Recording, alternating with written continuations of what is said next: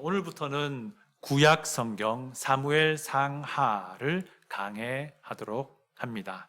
여러분 아시겠지만 신약 성경 한 번, 또 구약 성경 한 번 이렇게 번갈아 가면서 주일날 강해를 하고 있습니다. 사무엘 상하를 합쳐서 사무엘서라고 부르기도 합니다. 사무엘서는요, 3명의 인물을 중심으로 전개됩니다. 첫 번째 인물은 사무엘이고요, 두 번째 인물은 사울 왕이고요, 세 번째 인물은 다윗 왕입니다. 사무엘서는 사무엘 출생 이야기로 시작이 되죠. 여러분, 사무엘은요, 사사시대를 종결짓는 인물이며 동시에 왕정시대를 여는 인물로 비춰집니다. 그 다음에는 사울 이야기가 나오는데, 사울은 어떤 사람이었습니까? 한때는 겸손한 사람, 나중에는 아주 교만해져 버린 사람입니다. 그래서 사울은 비록 이스라엘 왕국의 첫 번째 왕이긴 하지만 실패한 왕이 됩니다. 그 다음 인물이 다윗 왕입니다. 다윗은 사울을 이어서 왕이 되는데, 다윗이야말로 이스라엘 왕국의 진정한 왕이고, 과거 아브라함 언약에서 말했던 유다 지파에 속한 왕입니다. 이렇게 3명의 인물을 순서대로 설명하면서 언약 백성의 역사를 다루는 책이 사무엘서인데요, 제가 퀴즈 하나 내볼게요. 사무엘서 그 다음 성경이 무엇입니까? 사무엘 상하 그 다음 성경이 열왕기서, 열왕기 상하이지요. 그럼 또 다른 퀴즈 나갑니다. 그렇다면 열왕기서는 누구의 이야기를 시작할까요? 솔로몬의 이야기로 시작합니다. 다윗의 아들 솔로몬의 이야기로 시작이 됩니다. 제가 또 퀴즈 나갈게요. 그러면 지금 왕정시대라고 하잖아요. 왕정시대 바로 이전의 시대를 무엇이라고 우리가 부르죠? 사사시대. 맞습니다. 또 퀴즈 나갑니다. 그러면요, 연대기 순서상, 시간 순서상 사무엘서 바로 앞에 위치하는 2개의 다른 성경은 무엇일까요? 사사기와 룻기예요. 실제로 우리 구약 성경도 그렇게 배치가 되어 있긴 합니다. 이 사사기가 사사시대 전체를 아우르는 이야기고요, 룻기는 그 사사시대의 어떤 한 가정의 이야기를 담고 있는데, 사실 한 가정의 이야기가 아닌 것을 이미 우리는 알고 있습니다. 모든 인류를 위한 이야기인 것이죠, 룻의 이야기가요. 자, 사사시대는 어떤 시대였습니까? 그때 언약 백성의 영적인 상태는 어땠습니까? 도덕적으로, 영적으로 매우 타락한 시대였습니다. 가나안 이방 족속에게 괴롭힘을 당할 때 하나님은 사사를 세우셔서 언약 백성을 그 압제로부터 구원해 내셨습니다. 그런데 언약 백성은 그 구원의 은혜를 잘 간직하지 못합니다. 또 타락하고 죄를 짓고, 그러다가 이방 족속에게 또 괴롭힘을 당합니다. 그제서야 그들이 하나님께 부르짖고요, 하나님은 사사를 세우셔서 그들을 구원해 내십니다. 이 일이 계속 반복되는 것이 사사시대 암흑기였습니다. 근데 사무엘상 초반부는요, 이 사사시대의 이런 영적인 타락과 암울함을요, 마지막 사사라고도 불리는 엘리 제사장의 모습을 통해서 고발하기도 해요. 어떤 의미냐면, 엘리 제사장이 고발자가 되어서 사사시대를 고발한 게 아니고요, 엘리 제사장이 그의 삶이 사사시대의 그 암울함을 보여준다, 이런 의미, 좀 불명예스러운 그런 인물로 비춰집니다. 여러분 하나님의 은혜를 받으셨습니까? 예수 그리스도의 십자가를 통해 영생의 은혜, 이것이 은혜라고 할 수 있습니다. 그런데 우리가 은혜를 받는 것, 이것만큼 또 중요한 것이 있는데요, 무엇이냐면 그 은혜를 잘 간직할 줄 알아야 한다는 것입니다. 이 말이요, 오해하지 마세요. 우리에게 주어진 이 은혜가 그 자체가 내게서 사라져 버릴 수 있다는 그런 의미는 아니에요. 우리에게 주어진 구원의 은혜는 나를 떠나지 않습니다. 다만 무슨 의미냐면 내가 그 은혜와 거리를 두려고 할 뿐이에요. 내가 그 십자가의 은혜와 거리를 두려고 할 뿐이라는 겁니다. 내가 그 십자가의 은혜를 쳐다보지 않으려고 할 뿐인 거예요. 내가 그 십자가의 은혜를 풍성히 누리려고 하지 않을 뿐인 거예요. 여러분, 우리 은혜를요, 잘 간직해야 됩니다. 늘 기억할 줄 알아야 한다는 말입니다. 십자가에서 벌어진 일이 내게 어떤 가치가 있는지, 내게 어떤 의미가 있는지를 계속 기억하고 상기할 줄 알아야 한다는 말입니다. 그렇게 될 때에 우리는 예수님의 그 십자가를 통해 얻은 영생이라는 은혜를 지금 현재 살아내게 되는 거예요. 영생의 은혜에 걸맞는 제자로서의 그 삶을 살아낼 수 있게 된다라는 것입니다. 이것이 은혜를 풍성히 누리는 것입니다. 어떻습니까, 여러분? 우리 이 은혜를 잘 간직할 수 있기를 원합니다. 사무엘상 1장은요, 구약판 은혜를 잘 간직한 한 사람이 소개됩니다. 누구냐면 한나라는 여인이에요. 여러분, 한나라는 이름의 의미가 사실 은혜라는 의미입니다. 그런데 있잖아요, 한나의 삶을 잘 살펴보면 정말 기구한 인생이라고 할 수 있습니다. 한나의 인생이 너무나도 고통스러운 인생이니 한나가 은혜를 잘 간직했다라는 것이 믿기지 않을 정도인 거예요. 한나는 무척 슬픈 사람이었고요, 괴로운 사람이었고요, 외로운 사람이었고요, 억울한 사람이었고요, 고통스러운 사람이었고요, 원통한 사람이었어요. 1절, 2절 보시면요, 에브라임 산지 라마다임 소빔에 에브라임 사람 엘가나라 하는 사람이 있었으니 그는 여로함의 아들이요 엘리후의 손자요 도후의 증손이요 숲의 현손이더라. 2절 다 같이 한번 읽어볼까요? 그에게 두 아내가 있었으니 한 사람의 이름은 한나요 한 사람의 이름은 브닌나라. 브닌나에게는 자식이 있고 한나에게는 자식이 없었더라. 일단 1절에서는 엘가나라는 남성을 소개합니다. 에브라임 지역에 살고 있는 사실 레위 지파에 속한 사람이에요. 근데 2절은 그 사람의 집안 설명을 해줍니다. 그에게는 두 명의 아내가 있습니다. 한나와 브닌나입니다. 그런데 심각한 문제가 한나에게 있었습니다. 자식이 없었어요. 불임 여성이었습니다. 반면에 브닌나는 자식이 있었습니다. 심지어 다산한 여인이었습니다. 4절에요, 그녀의 모든 자녀라고 한글은 그렇게 번역하는데 사실은 그녀의 모든 아들들, 모든 딸들이에요. 히브리어를 보니까 따로따로 구분되어 있어요. 그리고요, 8절에 보면은 자기 남편 엘가나가 위로한다고 한나에게 이런 말 하죠. 내가 그대에게 10 아들보다 낫지 아니하냐, 이렇게 말을 합니다. 차라리 이 사람이 10 아들보다 당신이 내게 더 낫지 않느냐, 이렇게 말했으면 얼마나 좋았을까요? 네, 어쨌든 이 말을 통해서 우리가 나름 추측할 수 있는 것이요, 이 다산한 브닌나의 자녀가 최소한 10명 정도 되지 않았을까. 좀 더 추측을 해보면요, 어쩌면 딸 말고 아들만 따져서도 10명이나 되지 않았을까라고 우리가 추측을 할 수는 있어요. 이게 맞다 틀리다는 문제는 아니고요. 네.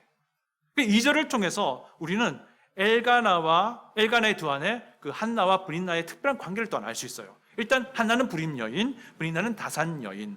근데 누구를 먼저 소개하고 있습니까? 한나를 먼저 소개합니다. 이게 무슨 말인 거니? 한나가 원래 부인 정실이라는 의미예요.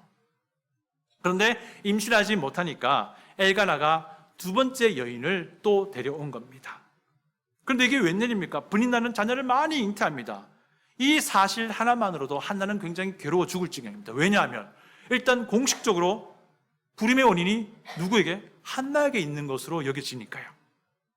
그 당시에 임신하지 못하는 것은 여인에게 굉장히 수치스러운 일이었다고 합니다. 집안의 대를 잇지 못하는 원인 제공자로 여겨졌어요.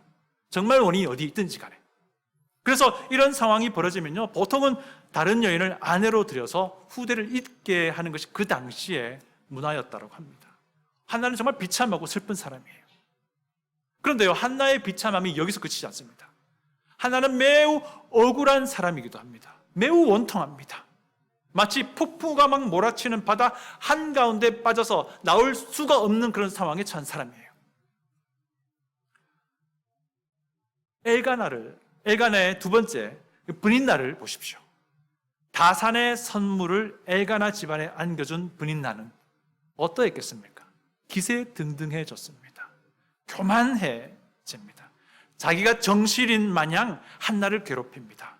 기회만 되면 한나의 마음을 박박 긁어댑니다. 성경은 이런 상황을 두 번 반복해서 묘사합니다. 6절 보면요, 그의 적수인 브닌나가 그를 심히 격분하게 하여 괴롭게 하더라. 7절도요, 브닌나가 그를 격분시키므로 그는 이제 한나죠, 울고 먹지 아니하니 라고 두 번 반복해서 이어서 설명합니다. 한나의 좌절감과 한나의 상실감이 그대로 잘 드러납니다. 남편 엘가나는 그래도 한나에 대해서는 굉장히 지극정성입니다. 한나를 위로하려고 하지요. 그런데 사실 위로가 되지 않습니다.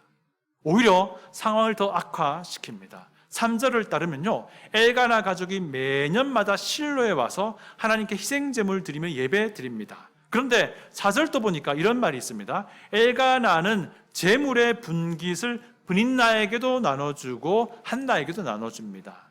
이것은요, 엘가나가 화목제물이라는 형식의 희생제물을 드릴 때에 집안의 가장인 엘가나가 그 남은 고기를 서로 나누는 그런 규례가 있었어요. 그 나눌 때 집안의 가장이 나눠줍니다. 그래서 브닌나에게도 나눠주고 한나에게도 나눠주는데, 그리고 주변 이웃들에게도 나눠주기도 합니다. 그렇게 같이 식사를 하는 것이 화목제물인데, 이때에 엘가나가 브닌나와 브닌나의 자녀들에게도 한몫 나눠 주었는데 한나에게는 그것의 갑절 2배를 나눠 줬다는 거예요.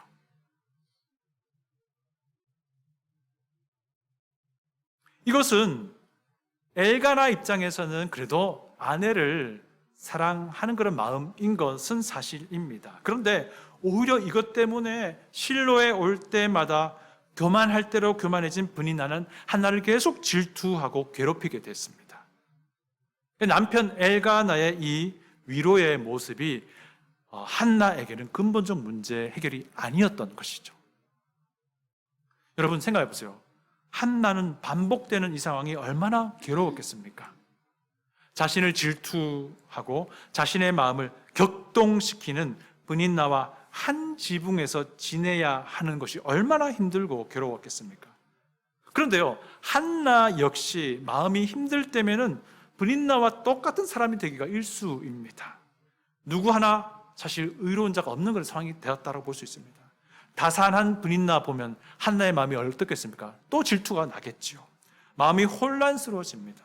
여러분, 이럴 때 우리가 어떻게 하면 좋겠습니까? 여러분, 사실 한나의 이 아픔은요, 사실은 현재 지금을 살아가는 우리 그리스도인들이 충분히 겪을 수 있는 상황, 아픔이에요. 오늘은요, 지금까지는 한나의 아픔을 주목했지만 이제는 한나가 어떻게 이 고통을 은혜의 자리로 바꾸는지를 보려고 합니다. 결국 어떻게 됩니까? 한나는요, 위대한 지도자 사무엘의 어머니가 됩니다. 역전의 인생을 산 대표적 하나님의 사람이 됩니다. 여러분, 우리가 어떻게 해야 되겠습니까? 고통 속에서도, 괴로움 속에서도, 억울함 속에서도 한나는 어떻게 하나님의 은혜를 잘 간직했는지를 함께 살펴봅니다. 첫 번째, 한나는요, 괴로움 속에서 하나님을 향해 일어섰습니다. 하나님을 향해 일어섰습니다. 우리 다 같이 9절 읽어볼까요? 9절입니다.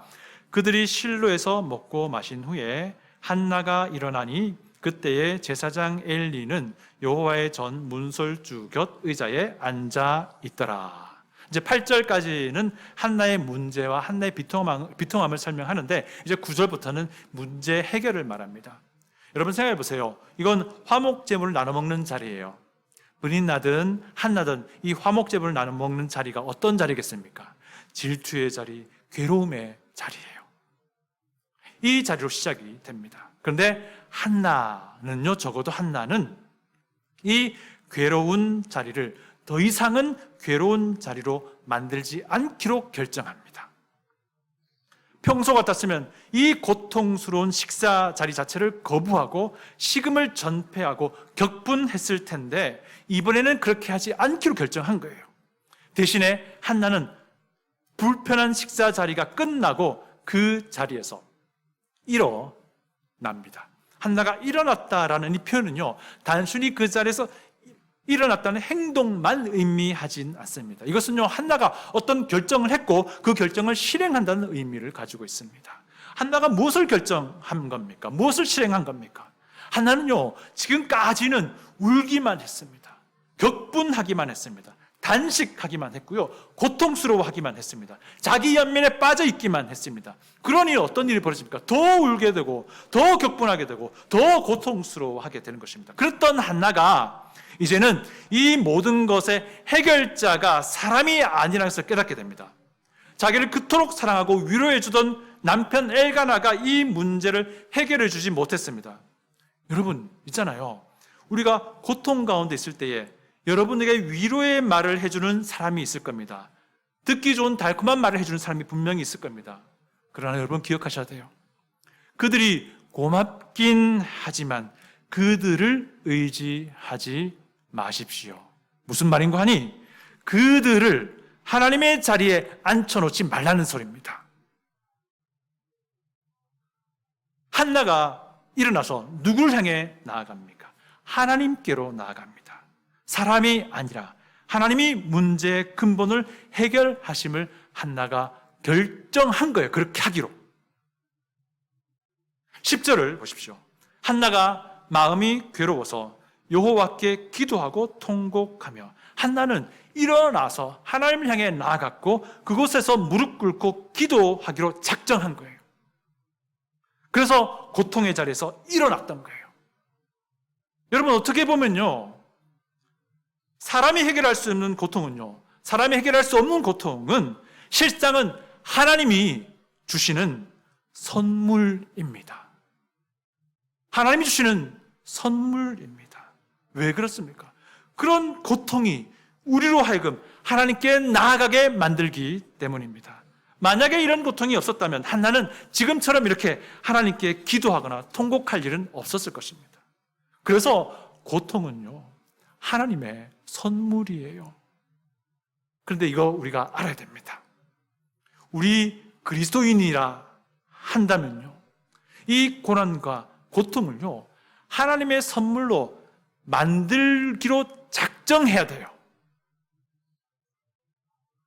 고통이 주는 자기 연민에 빠져서 괴로워하고 격분하기만 한다면요, 그리고 나를 위로해주고 달콤한 말을 해주는 사람들만을 자꾸 바라보려고 한다면요, 그것은 그냥 고통으로 끝나게 됩니다. 여러분, 고난을 하나님의 선물로 바꿀 줄 알아야 돼요. 바꿀 줄 알아야 됩니다. 어떻게 해요? 그 자리에 일어나서 하나님께 나아가 하나님께 무릎 꿇는 거예요. 또 한편 굉장히 흥미로운 포인트가 하나 있는데요, 한나가 기도했던 그 실로의 성전은요, 사실상 사사시대를 거쳐오면서 유명무실한 상태였습니다. 잘 기억해 보세요. 예배 예식은 지속되었습니다. 그렇지만 하나님의 영광 임재는 거의 나타나지 않았습니다. 보십시오. 엘리 제사장의 두 아들은 아버지를 따라 제사장이 되었지만 그들은 자격 없는 제사장이었습니다. 본이 안 되는 제사장이었어요. 그래서 자격 없는, 본이 안 되는 제사장의 본을 받는 백성들이 자격 없는 제사장이 진행하는 예배를 드리겠다고 나오는 것이었어요. 그것은 겉만 예배였지 텅 빈 껍데기였던 것이죠. 심지어 이 사람들은 어떤 생각했냐면 언약궤를 미신처럼 여겼어요. 그래서 나중에 이야기가 나오지만은 블레셋과의 전쟁에서 이 언약궤 우리 앞세우면 우리가 이길 수 있다라고 그렇게 생각합니다. 결국 어떻게 됩니까? 블레셋에 패하고요, 그 언약궤마저 빼앗기게 됩니다. 한편 엘리 제사장은요, 하나님이 어린 사무엘을 부르는 소리를 하나님의 소리라고 바로 알아채리지 못할 정도로 영적으로 무딘 사람이었습니다. 그만큼 이것이 무엇을 말하냐면 하나님의 영광스러운 임재가 메마른 시대였다라는 것을 보여줍니다. 그런데 놀라운 일이 벌어집니다. 고통과 고난의 한나가 하나님께 나아가려고 일어섰더니 한나의 기도에 하나님이 응답하십니다.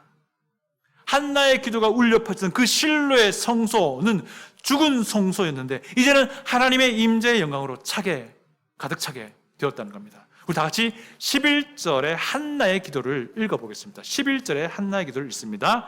서원하여 이르되 만군의 여호와여, 만일 주의 여종의 고통을 돌보시고 나를 기억하사 주의 여종을 잊지 아니하시고 주의 여종에게 아들을 주시면 내가 그의 머리에 평생에 그를 여호와께 드리고 삭도를 그의 머리에 대지 아니하겠나이다. 여러분, 이 기도가 어떻게 되었습니까? 다 이루어집니다. 그렇죠. 하나님께서 이 기도를 들으셨어요. 한나는 하나님의 긍휼하심을 구한 거예요. 이 기도가 하나님의 은혜를 구한 것입니다. 한나는 자기 문제를 사람에게 의지하지 않고 하나님께 의지하기로 한 겁니다. 그랬더니 하나님은 한나의 기도를 그대로 들어주십니다. 껍데기만 남았던 실로의 성소가 이제는 하나님의 영광스러운 임재의 자리로 바뀌게 되는 일이 벌어졌다는 겁니다. 여러분, 영적으로 메마른 시대에 겸손함으로 하나님의 은혜를 구하는 한 사람의 기도가 하나님의 은혜를 가져다 주는 마중물이 된다는 것, 우리가 기억할 수 있어야 됩니다. 어떻습니까? 저는 여러분 각자가 바로 이런 한 사람 되기를 원합니다. 영적으로 메말라 버린 생수교회, 영적으로 메말라 버린 내 영혼에 하나님의 은혜와 하나님의 영광스러운 임재를 가져오는 그 마중물, 그 첫걸음이 여러분 각자가 되지 않으시렵니까? 그렇다면 여러분, 일어나셔야 돼요. 일어나셔야 돼요. 괴로움의 자리에서 일어나셔야 되고요. 고통의 자리에서 일어나셔야 되고요. 분노의 자리에서, 자기 연민의 자리에서 일어나셔야 됩니다. 여러분에게 달콤한 말을 건네는 고마운 사람에게가 아니라 공의롭고 자유롭고 지혜로우신 하나님께로 나아가셔야 되는 겁니다. 하나님께 내 문제를 아뢰고 그분의 도우심을 기다릴 줄 알아야 되고요. 여러분의 이런 결단이 결국에는 메말라버린 여러분의 영혼과 메말라버린 생수교회에 은혜를 풍성히 가져다 오는 첫걸음이 된다는 거예요. 첫걸음이 된다는 겁니다. 두 번째, 한나는요, 문제를 직면합니다. 한나의 고통, 한나의 문제는 인간적으로는 해결할 기미가 없는 것이었습니다. 불임의 문제니까요. 남편도 도움이 되지 않습니다. 그래서 한나의 심정은 이 상황을 그냥 피하고 싶었을 거예요. 잊고 싶었을 거예요. 자포자기하고 그저 무뎌지기를, 잊혀지기를 바랬을 거예요. 그런데 이것은 근본적 해결은 아닙니다. 만약에 그렇게 문제를 피하고 그래서 잊고 지내게 된다면요, 나중에 어떤 일이 벌어지는 줄 아십니까? 차후에 트리거가 될 만한 상황이 벌어지면 똑같은 문제, 똑같은 고통이 반복됩니다. 여러분, 문제를 직면하고 해결해 나가야 됩니다. 한나는 과거에는 잊고 싶었고 자포자기하고 싶었지만 이제는 마음을 바꿨습니다. 자기의 문제를 직면하기로 합니다. 그래서 일어났던 거예요. 한나는 이 문제를 직면하여 하나님께로 나아갔습니다. 그리고 11절에서처럼 그렇게 기도한 거예요. 여러분, 우리가 기도하다 보면 소리를 내어서 기도하다가도요, 지치면 입술만 움직이면 속으로 기도하기도 합니다. 아니, 어쩌면 한나는 오랫동안 기도할 작정으로 아예 처음부터 속으로만 기도하고 있었는지도 모릅니다. 그러나 그때 엘리 제사장이 한나를 보고 술주정한다라고 오해를 합니다. 그러나 그렇지 않았습니다. 한나는요, 그런 오해를 받았음에도 불구하고 엘리 제사장을 제사장으로 존중합니다. 억울하다고 섭섭하다고 불평하지 않습니다. 하나는 한 발 더 나아가 자기 문제를 엘리 제사장 앞에서도 직면하기로 결정합니다. 하나님 앞에서 솔직하게 모든 것을 털어놓고 기도했던 것처럼 하나님이 세우신 엘리 제사장 앞에서도 자신의 문제를 말하기로 한 거예요. 문제를 피하지 않고 직면하기로 했기 때문에 이런 일이 벌어진 겁니다. 그것이 15절, 16절의 한나의 말입니다.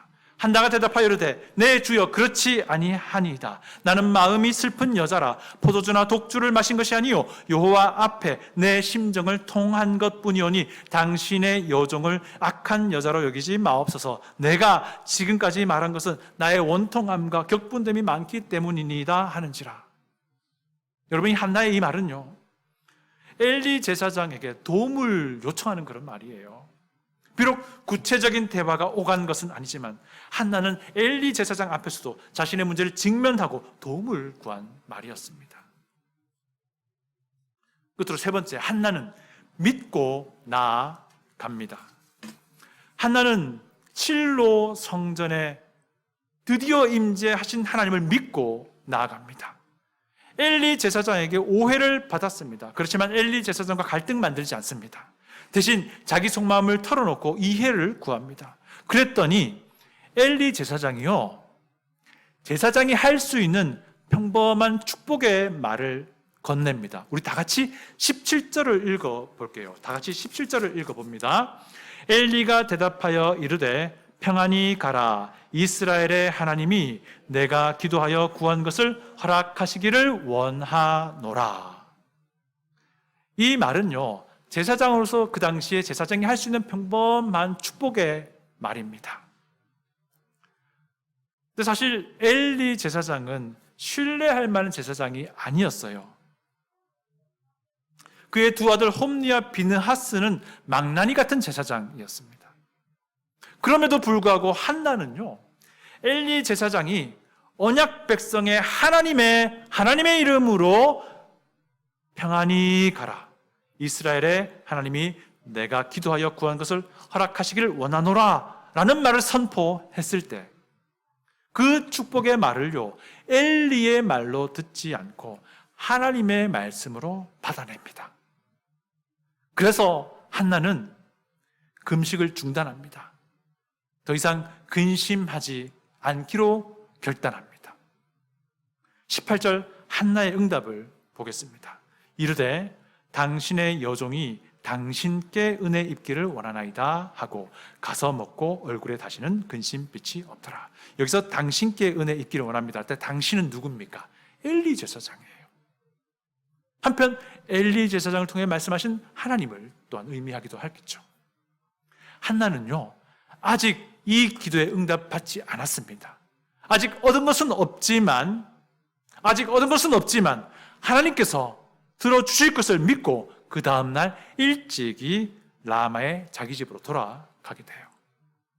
제가 요한일서 5장 14절 15절을 읽어드릴게요. 그를 향하여 우리가 가진 바 담대함이 이것이니 그의 뜻대로 무엇을 구하면 들으심이라. 우리가 무엇이든지 구하는 바를 들으시는 줄을 안즉 우리가 그에게 구한 그것을 얻은 줄을 또한 아느니라. 오늘 말씀 마무리하렵니다. 여러분, 혹시 문제가 있습니까? 고난이 있습니까? 혹 자기 연민에 빠져 있습니까? 그 자리에서 일어나시기를 부탁드립니다. 사람들을 의지하지 마십시오. 사람들을 하나님의 자리에 앉혀놓지 말란 말입니다. 일어나서 하나님께로 가십시오. 하나님께 무릎을 꿇으십시오. 그리고 하나님께 모든 것을 아뢰십시오.